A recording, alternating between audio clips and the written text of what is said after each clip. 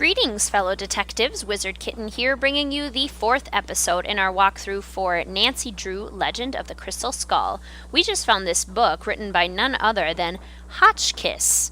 We met a Professor Hotchkiss way back in Treasure in the Royal Tower, and it looks like she is back writing a book about crystal skulls, fact or fable. So let's give this a read. Oh, phone number. Better jot that down, that's probably important. One of the most ancient and widespread legends known to humankind can be summed up thusly. Scattered over the earth are 13 humanoid skulls carved out of pure crystal. At some point in the future, fate will bring the 13 skulls together, and they will speak, imparting wisdom that will save the human race from annihilation and usher in a golden era of peace and enlightenment. There are several versions of this legend. In one, the skulls were created by Mayans, Incans, or Aztecs and collectively form a repository of information detailing how and why humans came to be. Another legend credits their creation to the extraterrestrials who seeded the earth with the human race and left the skulls behind to explain their actions at some point in the future. Yet another contends the skulls are ancient in origin, but more important, that each skull is somehow magical in and of itself. The distinctive gifts they offer their owners reputedly include precognition, clairvoyance, telekinesis, and, of course, immortality. Some variations combine all of the above.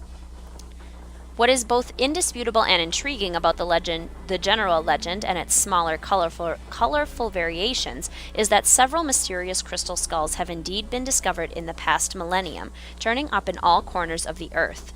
What follows is an examination of everything that is currently known about these skulls in hopes of separating the facts of their existence from the fantasies of human imagination. The Whisperer. We heard about the Whisperer. Also, this looks interesting. The first documented reference to the crystal skull, known as the Whisperer, came in 1532, shortly after Hernando de Soto helped Francisco Pizarro ambush and capture the Incan emperor Atahualpa at the Battle of Cajamarca. De Soto's aide-de-camp, while updating the De Soto's expedition records, noted that during Atahualpa's subsequent imprisonment, De Soto befriended the Incan ruler. In time, Atahualpa told De Soto a secret. He possessed an exquisitely detailed, life-sized human skull that the ancient ones had carved out of pure, clear crystal. He happened upon it at the hut of a deceased high priest whose astonishingly advanced age had caused his fellow priests, out of fear and jealousy, to slip him a fatal dose of poison. Atahualpa took a fancy to the skull and kept it, and soon realized that the skull, which he contended would sometimes whisper to him in an unearthly voice using unfamiliar words, was giving him immunity to all human ailments. As long as he possessed the skull, Atahualpa told De Soto he would live forever. But like the priest before him, and like everyone who possessed this particular skull after him, Atahualpa soon discovered that while the skull could perhaps protect him from the ravages of time and nature, it was no match for the treachery of his fellow man. To De Soto's great surprise and dismay, Pizarro had Atahualpa executed.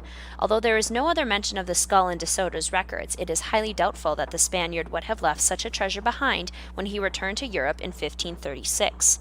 Indeed, the next documented reference to the crystal skull, which Atahualpa seems to have inadvertently bequeathed to De Soto, came in a letter written by a nobleman in the court of Philip II, the member of the Austrian Habsburg family, who took over the Spanish Empire in 1556. While a guest at the Habsburgs' palace in Vienna, the nobleman mentions encountering a crystalline head of death, which a manservant swore made utterances, strange and low, too terrible for the ear to bear. Apparently, the skull then made its way to France, most likely via Anne of Austria, who married King Louis XIII of France in 1615, because the next reference to a death's head carved from remarkably clear crystal can be found in the manifest of a ship belonging to René Robert Cavelier, Sieur de la Salle, a French explorer who, in 1684, was preparing for a journey that would take the skull, ironically, back to the New World from which it had come.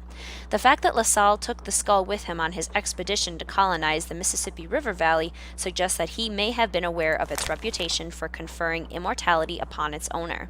But once again, his real enemy proved to be not age or disease, but his fellow man.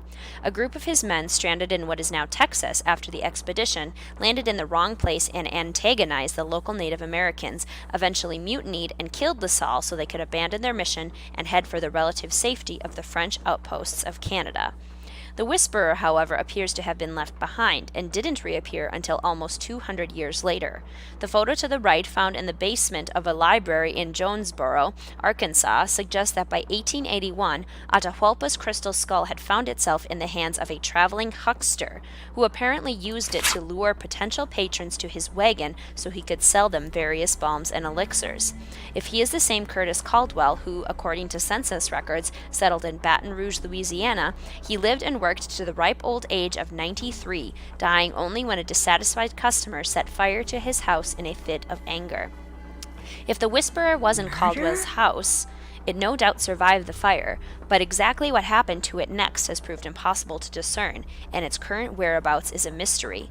But what is known about the skull's previous owners could prove very useful in solving that mystery, for all the people who have possessed it have had two things in common.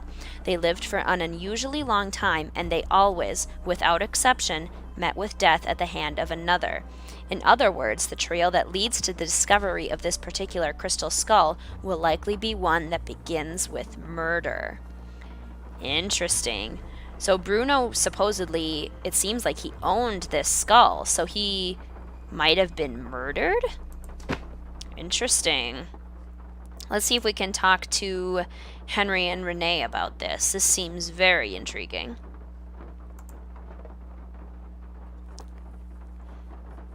Yes? How did Bruno die, if you don't mind my asking? Just dropped dead in the front hallway. I mean, the guy was 95 years old. Here, check it out. Myocardial infarction. That's doctor speak for heart attack. Attending physician, Dr. Gilbert Buford, 504-555-9970. Was that Bruno's doctor? And his best friend, or so I'm told. I've never met him. Interesting keychain. That's one of Uncle Bruno's glass eyes. It's the one he was wearing when he died. How nice. Anything else? I'm going to keep looking around. Whatever. So, his doctor thinks he might have died from a heart attack? We better see if we can call him. Hello again. Were you in the house when Dr. Bolli passed away? I was indeed. I was in the library cleaning when all of a sudden I heard a big thump. I hurried out to investigate, and sure enough, there was Dr. Bolli lying by the front door.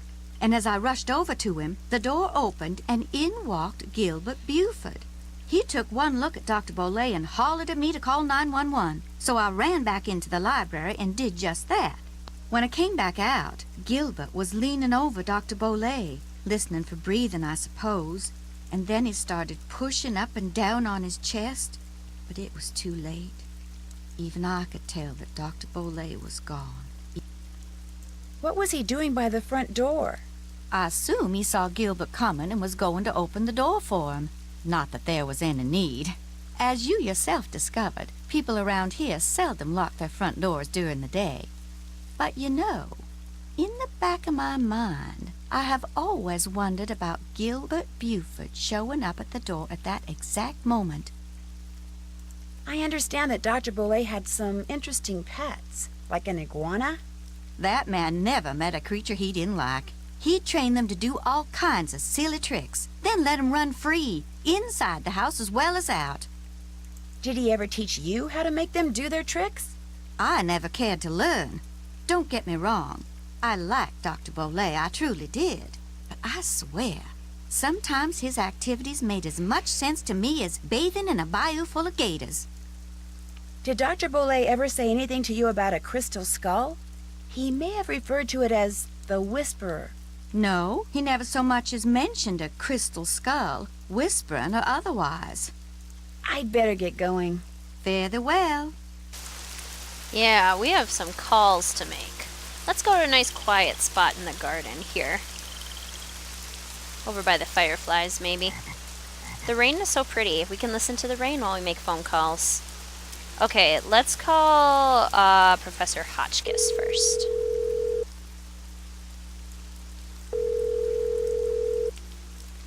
Yes, hello? Hi, my name's Nancy Drew. Is this Professor Hotchkiss? I am she. Nancy Drew. Your name has a ring to it. Do I know you? Yes, as a matter of fact, we met a little while back in Wisconsin. Oh, yes, you were the delightful young lady doling out the samples in the tasting room of that cheese factory. Yum, yum. No, I met you at Wickford Castle. That's ridiculous. There was no cheese tasting room at Wickford Castle. No, we were both guests there. I found a journal written by Marie Antoinette which you translated. Remember? Thanks to you, suddenly all I can think about is how wonderful a nice big slab of Colby cheese would taste right now. Listen, Mandy, I'm on a deadline, so if you could please just tell me why you called. But my name isn't... Deadline! Let's cut to the chase, shall we? Chop, chop. Oh, Professor, you have not changed. Did a man from New Orleans named Bruno Bolli ever call you? Ah, now there's a name you can remember. Bolli. Nice and French. I'm a scholar of French history, you know. Yes, I know. So did Bruno Bolli call you? Indeed he did. Oui, oui. Why did he call, if you don't mind my asking? Because he had read my book, of course. The Crystal Skulls. Fact or fable, one of my best efforts. Sold like hotcakes, smothered in a rich, tangy lemon sauce. Do you remember what you talked about? If memory serves, we talked mostly about the skull called the Whisperer. He wanted to know if I had learned any more about it since my book was published, which I hadn't, or if I had any theory as to what happened to it, which I didn't. And that was the extent of your conversation? Well, now, let me think. My, such insatiable curiosity, Nellie. You remind me of someone I encountered on one of my journeys. But for the life of me, I cannot remember her name or the circumstances. Nancy Drew? Wickford Castle? Ah! The eyes have it. I'm sorry? That's what Bruno Bolli said when I turned the tables and asked him if he had any idea where the Whisperer was. He said, the eyes have it. Then he chuckled and hung up.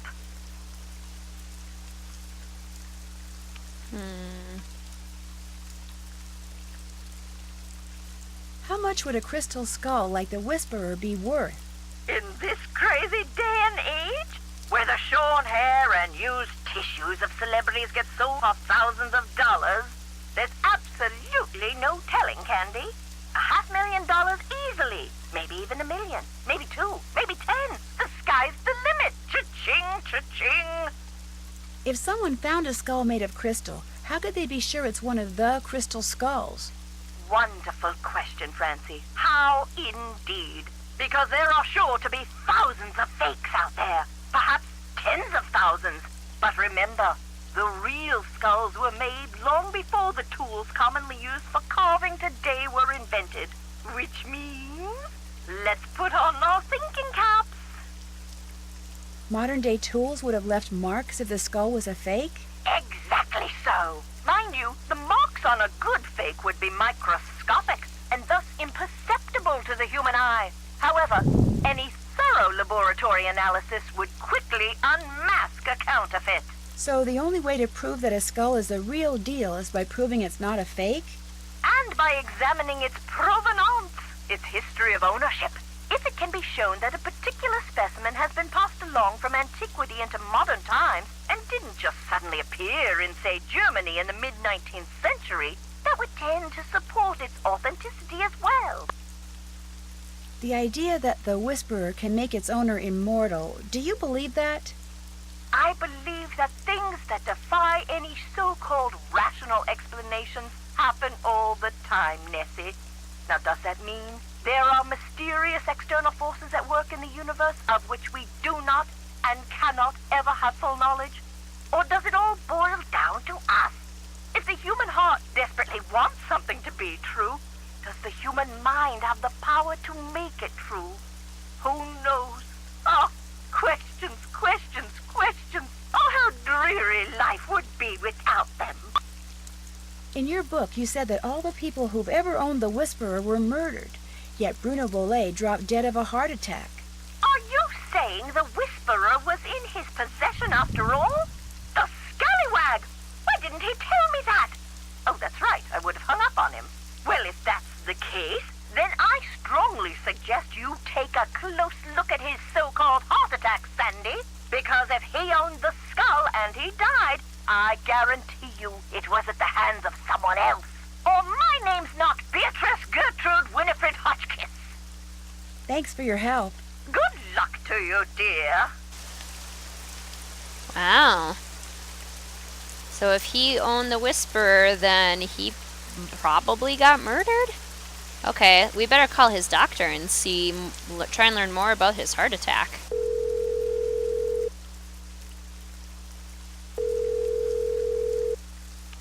This is Dr. Gilbert Buford's answering service. How may I help you?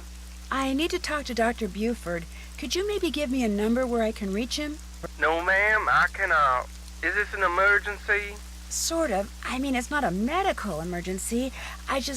See, I'm only going to be in town for a short time, and Dr. Buford and I have this mutual friend who died recently, and I just really need to talk to him about it.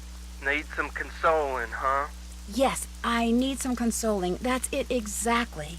Well, tell you what. It's against the rules to give you his phone number, but I can tell you that now that he's all but retired, Dr. Buford spends most of his evenings at his favorite gumbo stand down in the French Quarter. If you really need to talk to him, you can probably find him there. Great. Do you know the address? It's at the corner of Rampart and Domain. Did you say Rampart and Domain? I did indeed. Granny Pumpkin's Cajun cooking. They make some darn fine gumbo. Thank you. Thank you very much. You're welcome, and I'm truly sorry about your loss. My loss? That mutual friend of yours and Dr. Buford's? Oh, right. Thank you. That's very kind of you. Bye. Ah, Rampart and Domain. That's where our hotel is, or the hotel that Bess is at that we're both supposed to be at. Let's give her a call. Maybe she can find him. That would be helpful. Hello? Hi, Bess. It's me. So what's been happening? Tell me everything. Well, let's see. Since the last time we talked, I was just about getting ready. Interesting stuff. But the reason I called is I need you to talk to this doctor named Gilbert Buford, who, as it turns out, likes to hang out at a gumbo stand called Granny Pumpkin's Cajun Cookin', which should be right across from our hotel. You just want me to talk to him? That's it? Nothing nefarious? No black ops stuff? He was Bruno Bolli's doctor, and apparently his best friend, too. I just need for you to see if he thinks there was anything weird about the way Bruno died. What do you mean by weird? I mean, I kind of think maybe Bruno was murdered. Murdered? By whom? That's what I'm trying to figure out. Everyone's a suspect at this point. Including this Gilbert Buford guy? Well, Great, I'm gonna be chatting up Jack the Ripper. oh, I'm sure the guy's fine, but be subtle, just in case. Well, I can see the gumbo stand from our balcony. If he's the guy that's sitting down there, I guess he looks harmless. Okay, I'll go talk to him. Thanks, Bess. Let me know what happens. Cheerio! All right, let's go meet Dr. Buford. Why, hello, young lady. How kind of you to grace an old man with your lovely presence. Are you Dr. Gilbert Buford? I'm delighted to report that I am indeed. Your answering service said I'd probably find you here. This here is my favorite spot in the whole city. Delicious gumbo, pleasing view, particularly now, I might add. My name's Bess Marvin. I'd like to ask you some questions about Bruno Bolli, if that's okay? I'd prefer subject matter of a happier nature, but I do not want to seem inhospitable, so what is it you want to know? I can never really tell if he's being creepy or if he's being charming. I feel like he definitely toes the line between the two.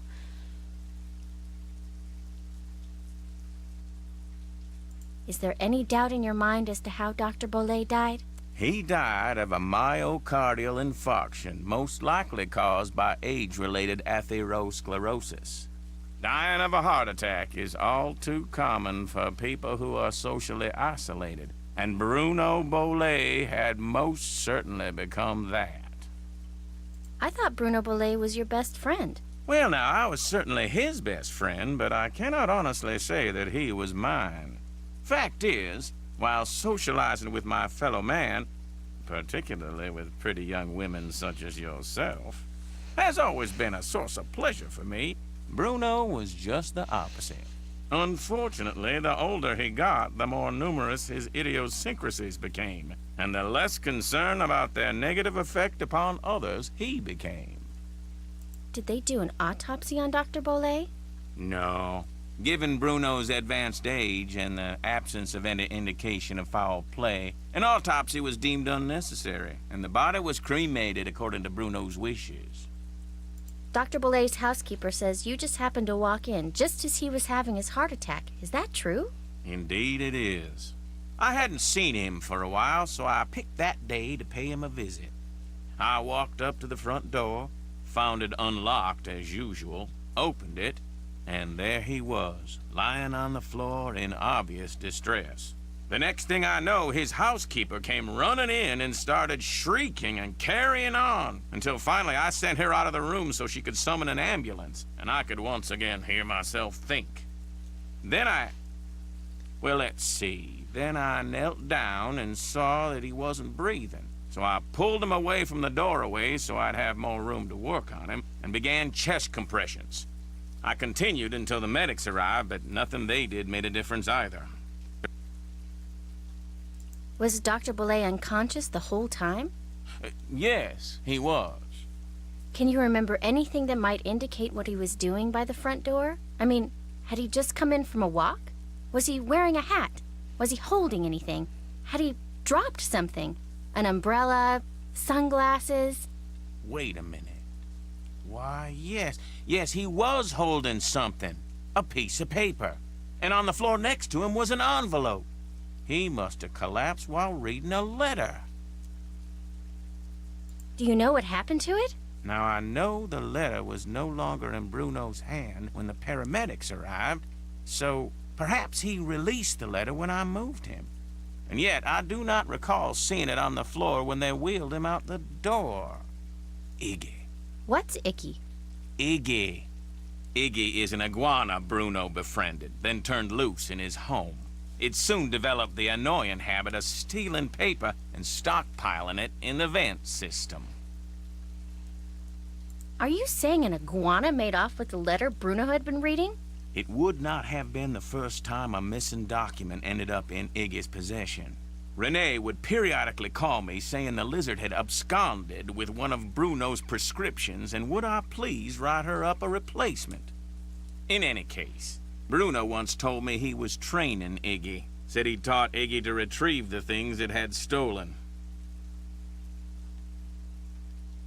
Do you think it's possible that Renee caused Dr. Bolli's death by, say, hoarding the pills from those missing prescriptions and giving them to him all at once? No. Had he died of an overdose of the medications I had prescribed, the manner of his death would have been quite different. But he died of a heart attack. Of that I am certain. However, I know for a fact that Renee is deeply involved in the practice of hoodoo. And as Bruno's housekeeper, she had ample opportunity to use it against my poor old friend. You're not serious. Young lady, never, ever underestimate the power of suggestion. If a person believes in something, even on a subconscious level, fantasy can easily become fact. And who knows what rubbish Renee filled Bruno's mind with? Drink this, don't eat that, this brings good luck, that brings bad, day in and day out. Even if he said he didn't believe a word of it, who knows how much his subconscious was absorbing? He was very old and vulnerable. So could Renee have caused Bruno to have that fatal heart attack? There's not a doubt in my mind she could indeed. Did Dr. Bolli ever say anything to you about owning a crystal skull? Why, yes. Yes, he did. In fact, he showed it to me once. Said it had magical powers. Said owning it was going to allow him to live forever. I thought it was utter nonsense and told him so. Well, he didn't appreciate that at all. Refused to talk to me for a full 2 weeks. Do you have any idea where he kept it? No. He was terrified that someone would steal it from him, so he told no one its location. Not even me.